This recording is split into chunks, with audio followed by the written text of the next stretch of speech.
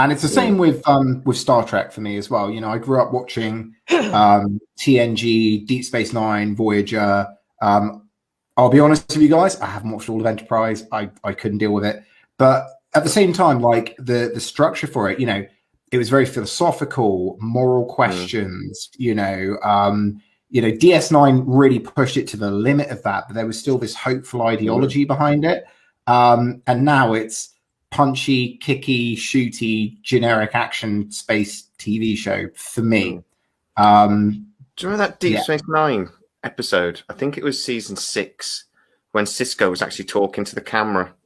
Oh, yeah, when he teamed up with Garrick in that episode, didn't he? At the very end of the episode, he's doing the captain's log, and at the very end of the episode, he just like delete logs. That's what I love about Star Trek, is it reflects society a lot of the time. It actually reflects our best and our worst elements of our life. I love that episode. It's not the first time the Klingons have changed their makeup, though, is it? And I actually do remember they did that brilliant. Another Deep Space Nine. I think Deep Space Nine is seriously underrated sometimes. They did that series when they jumped back to the original series, The Trouble with Tribbles. And the DS9 characters went back, and they actually the Worf. We don't talk about that. Yes, yeah, exactly. It's brilliant. Like, what's with all the? We don't discuss it. And I think that wasn't that one of the tail end episodes of Enterprise. They covered it in Enterprise. Yeah, they covered what happened. Right. The augment DNA or something. Yeah, that's it. Storm. I don't like the Klingons now. I think they look weird. And particularly in Discovery? Yeah, I just think they just look odd.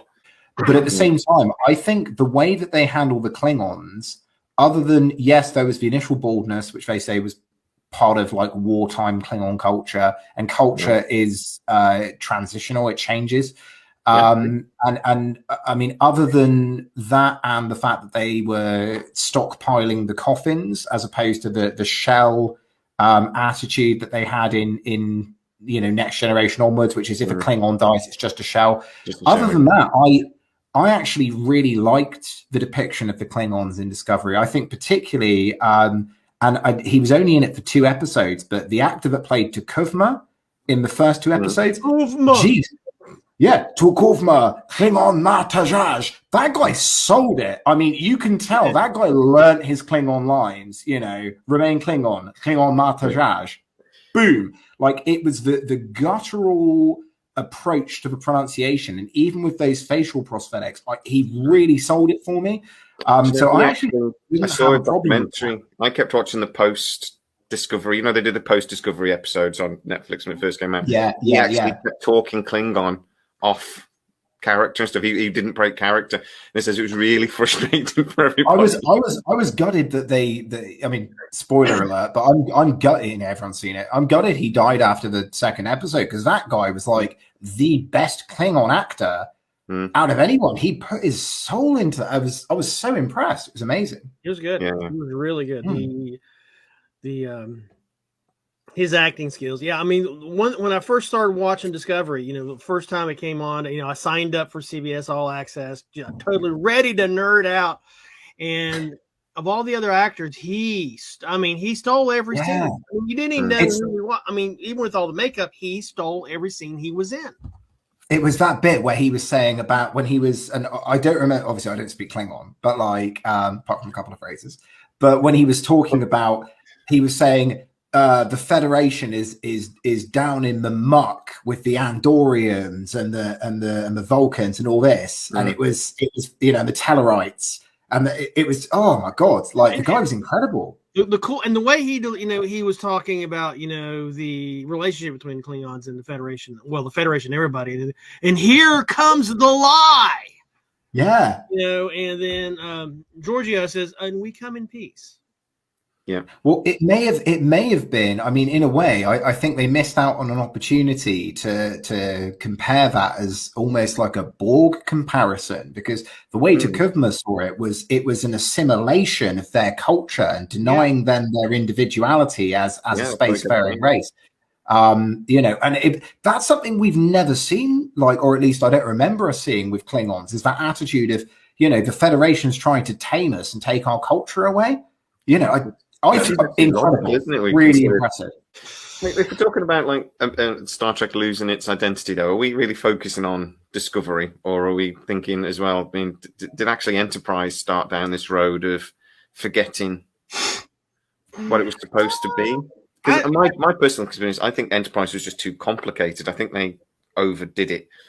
I think if they just simplified that storyline, it could have really been brilliant.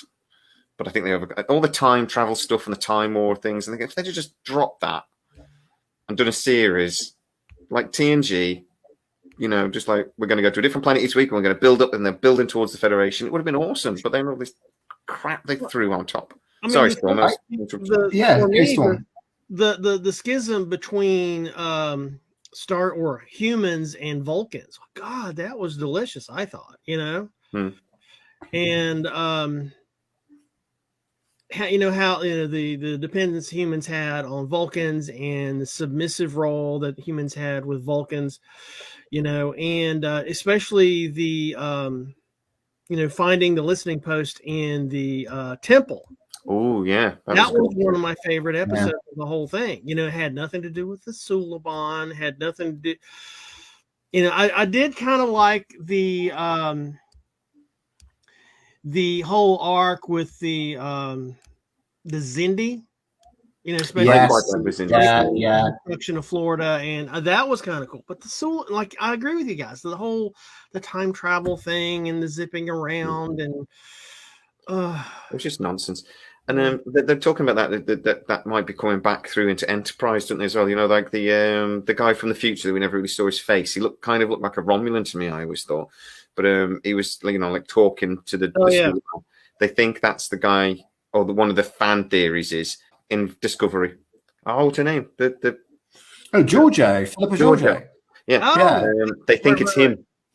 They think he's the guy that is the face from the future sort of thing. I mean, I'm just full disclosure with you guys. Like, I've seen all of TOS, all of TNG, all of Deep Space Nine, all of Voyager.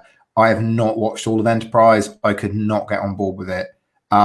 Discovery, I've seen 1, 2, and some of 3, and I've seen all of Picard. But I've kind of I ran out of steam with Enterprise, and I ran out of steam with Discovery. And I've definitely run out of steam with Picard. I think you should give Discovery Season 3 another try, though, mate, to be fair, because it's the best series.